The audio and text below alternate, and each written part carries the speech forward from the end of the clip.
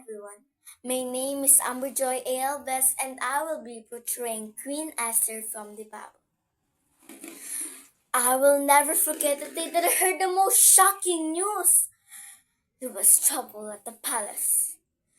The king had ordered the queen to appear before his guest, and she refused. He was furious, and so the queen was removed.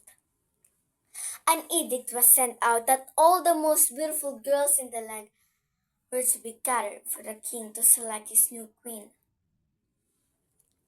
My cousin, Mordecai, raised me like his own daughter after my parents died.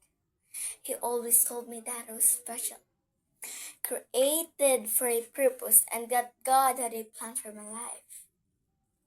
But I was just an orphan, so I never really believed him. Well, it turned out that I was one of those chosen to go to the palace, receive beauty treatments, and be trained to meet the king. I was so scared to meet him. I was just a simple girl and chose not to wear fancy clothes like the others. Well, he said to me, "Esther, you're the loveliest girl I've ever seen. You were the first to make me laugh and to make me curious about what goes into your mind. You have captured my heart. You will become my new queen." During this time, the king appointed him as prime minister. All the king's officials bowed in deference whenever he passed, as he commanded. But Mordecai refused to bow, saying that he didn't have to because he was a Jew. Haman was furious, but instead of punishing this Mordecai, he decided to destroy all the Jews in the entire kingdom.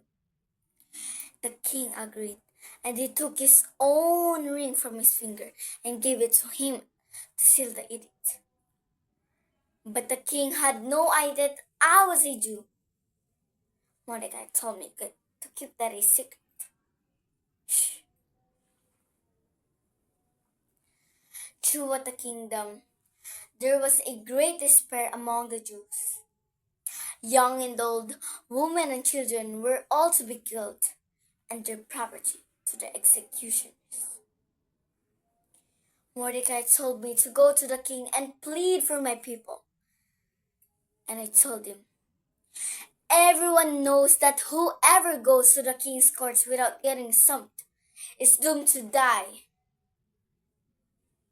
He told me again, "Do you think you can escape where all the other Jews were killed?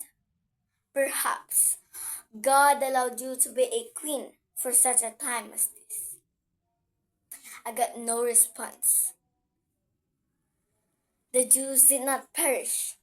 God's engineers circumstances as He requires, according to His perfect will and purpose. He knows the end from the beginning and has an amazing plan for you. If you chose to accept it, the choice is yours.